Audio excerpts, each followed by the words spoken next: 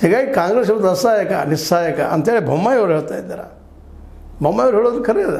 ಹಾಗಾದ್ರೆ ಕೂಡ ಅವ್ರು ಬಿ ಜೆ ಪಿದು ಹೈಕಮಾಂಡ್ ಮಾತು ಇವರೆಲ್ಲ ಕೇಳಬೇಕು ಅಂತಿಲ್ಲ. ಇವರು ನೋಡ್ರಿ ಇವತ್ತು ಅಲ್ಲೂ ಅಧ್ಯಕ್ಷ ಗಿರೀಶ್ವರ ಯುದ್ಧ ನಡೆದ ರೀ, ಆಂತರಿಕ ಯುದ್ಧ ಬಿ ಜೆ ಪಿಯಲ್ಲಿ ಕಮಾಂಡ್ ಜೋರ್ದಾರ್ ಅದ.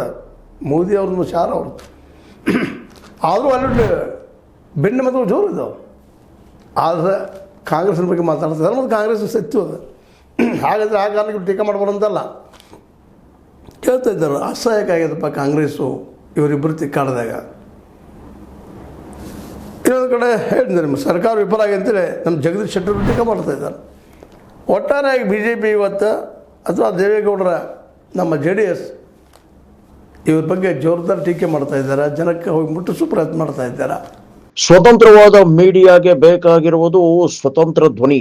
ಆ ಸ್ವತಂತ್ರ ಧ್ವನಿ ಉಳಿಸಲು ನೀವು ಮಾಡಬೇಕಾದದ್ದು ಇಷ್ಟೇ. ಅದೇನಪ್ಪಾ ಅಂತಂತಂದ್ರೆ ನಿಮ್ಮ ಕೈಲಾದಷ್ಟು ಸಹಾಯ ಈ ಚಾನಲ್ಗೆ ಮಾಡಿ ಹಾಗೂ ನಿಮ್ಮ ಧ್ವನಿಯನ್ನು ಕಾಪಾಡಿಕೊಳ್ಳಿ. ಇಲ್ಲೊಂದು ಬಲಿಷ್ಠ ವಿರೋಧ ಪಕ್ಷ ಇದ್ರೂ ಸಹಿತ ಇವರು ಈ ರೀತಿ ತಿಕ್ಕಾಡೋದು ನೋಡಿದಾಗ ಸಹಜವಾಗಿ ಯಾರ್ಯಾದ್ರು ಆಶ್ಚರ್ಯ ಅನಿಸ್ತದೆ. ಏನು ಇವ್ರು ಏನು ಮಾಡ್ಲಿಕ್ಕೆ ಹೊರಟಿದ್ದಾರೆ? ಸಿದ್ದರಾಮಯ್ಯರು ಹೌದು ಹಠ ಹಿಡಿದಿರ್ಬೋದು, ಕೊನೆಗಾಲಕ್ಕೆ ಬಂದೀವಪ್ಪ ನಾವು ಇದಷ್ಟು 2.5 ವರ್ಷ ಮಾಡೇ ಹೋಗ್ತೀವಿ ಅಂತೀವಿ, ಹಠ ಹಿಡಿದಿರ್ಬೋದು. ಹೋಗಲಿ DK ಶಿವಕುಮಾರ್ ಅವರು ಮುಖ್ಯಮಂತ್ರಿ ಆದ್ರೆ ಎಲ್ಲ ಸಮಸ್ಯೆಗಳು ಸಾಲ ಆಗ್ತವೆ ಈ ರಾಜ್ಯದ್ದು. ಅವರೇನು ಮಾಡೋರು ಅದರ ಬಂದೀಗ ಸಿದ್ದರಾಮಯ್ಯ ಒಳ್ಳೆ ಕೆಲಸ ಮಾಡ್ಲಿಕ್ಕೆ ಸಾಧ್ಯದನ ಅನ್ನೋದು ಸಹಿತ ಇವತ್ತು ಪ್ರಶ್ನೆ ಅದ. ಬರೀ ಮುಖ್ಯಮಂತ್ರಿ ಆಗ್ದನು ಆಗ್ರಿ ಬೇಡ ಅಂತ ಯಾರು ಹೇಳಿದರು. ನಿಮ್ಮ ಅಧಿಕಾರ ಮೆಂಬರ ಒಪ್ಪಿದ್ರೆ ನಿಮ್ಮ ಸಂಖ್ಯಾಬಲ ಹೆಚ್ಚಿದ್ರೆ ಆಗ್ರಿ. ಆದರೆ ಇವ್ರ ಸಂಖ್ಯಾಬಲ ಹೆಚ್ಚದಂದ್ರೆ ಮೇಲ್ನೋಟಕ್ಕೆ ಅನ್ನಿಸ್ತಾ ಇದೆ ಸಿದ್ದರಾಮಯ್ಯ ಹೆಚ್ಚದಪ್ಪ ಅಂತೇಳಿ.